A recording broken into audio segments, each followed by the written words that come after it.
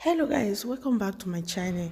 So my correct people, I just work out for social media. I can see this our brother video when just go viral on social media. I just work out kurukare waka. I know that my people.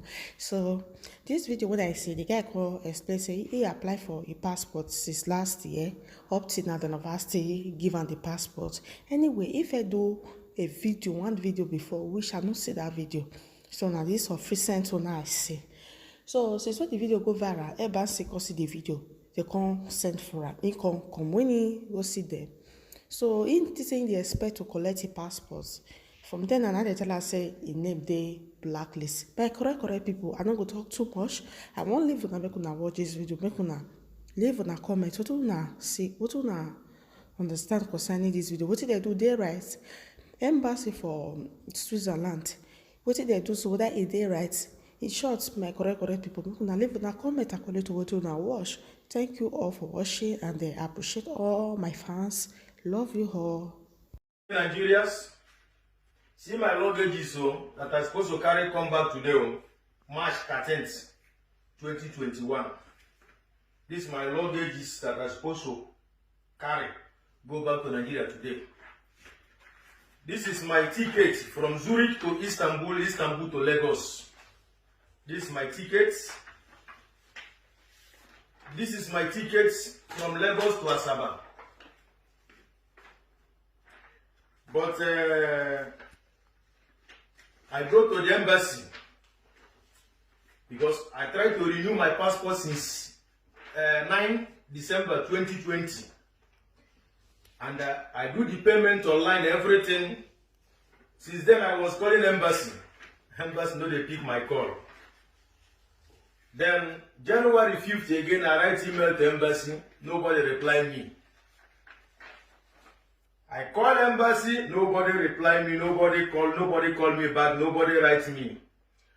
On 26th January, I take off from my working place. I drive to the embassy Ben, almost 2 hours plus. Then I was there. The painful thing is that one Toyota Corolla red was in front of me. Then he entered embassy. Then I look for park place to park my car. When I come back, the gate was open. Then I go inside, ring bell. Nobody opened door for me. Nobody even talked to me. I was there like more than 30 minutes, ringing bell. Nobody talked to me. Then I go back again, my car. I sit down inside my car. Then I come back again, ring the same bell. Nobody talk to me. But there is people inside that embassy. That is why I made that video. I made the video that I made that on 26 January. Then, if the video is bad, why did the embassy update their website on 28 January? Why did they send the receptionist woman to the pick people's call from that 28th January? They take correction because of my video. Now, they give me appointment to come on Thursday, 11 March, for my passport. I was there on Thursday from 15 after 9 till around 4. First, they told me that ambassador want to talk to me. Then I said, okay. After they are doing passport for all my group, because how they are doing is that every 10 group, this one will come. After they will tell they send them away, they will go and sit outside, another people will come. I was there. They do almost 50 people passport that day. But they did not give me a passport. They say ambassador want to talk to me. Ambassador, I did not see. Letter to immigration officer, call me inside office. Then we talk about the video. I explain how it happened. Then too, they were shocked. Even the funniest thing is that some people that is been working in that embassy, I call them. They tell me that they are not even working under immigration session. But I saw them that Thursday, smuggling people from outside, taking people's passports, inside. But they said they are not working under immigration. But they are working. Then now,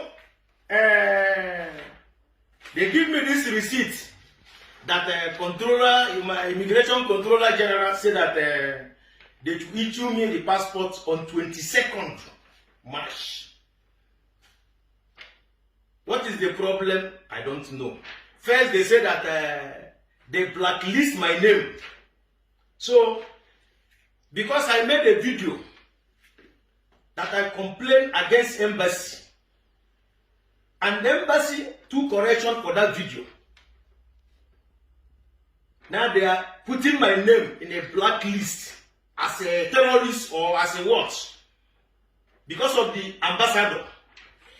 But I don't blame them. You know, why I don't blame them is that a cursed country is always so.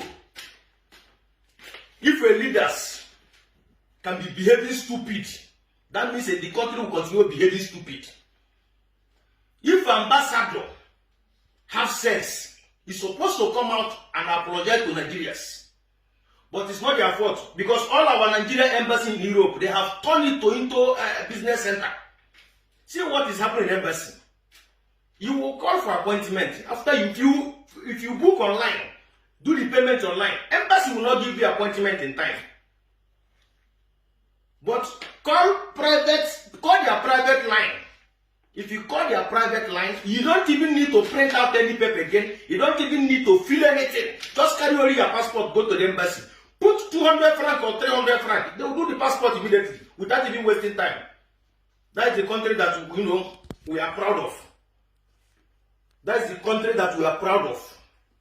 But to thank you very, very much, Ambassador, because this delay now may be, assuming I travel today, maybe I will enter one criminal hand or people will give me poison. But to thank you, at least you protect me by delaying my passport. So all those people that plan evil, maybe they will not see me again. So you try a lot. Thank you very, very much. But remember this power you are showing. You see your children, Ambassador, I'm talking to you, Nigeria Ambassador in Switzerland. You see your children, see this power you are showing.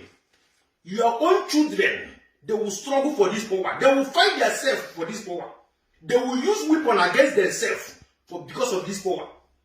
Your own children, they will use weapon against themselves because of power. Instead of you people to come out and say sorry. You are putting my name in a blacklist because I complain against the evil and nonsense thing you people are doing in embassy. A whole embassy will not be picking people's call. You write email, nobody will reply your email. Then I complain about it. Then we people send my name for them to put in a blacklist as a terrorist or what. But your Fulani people will be killing people in Nigeria. Nobody will condemn them. Nobody will talk against them. I complain just because of your attitude as a leader. You claim to be a leader. But you show that you have no sense as ambassador. That you are just a foolish man. I will continue cursing you people, insulting you people till you people change. But thank you very, very much. I thank you because I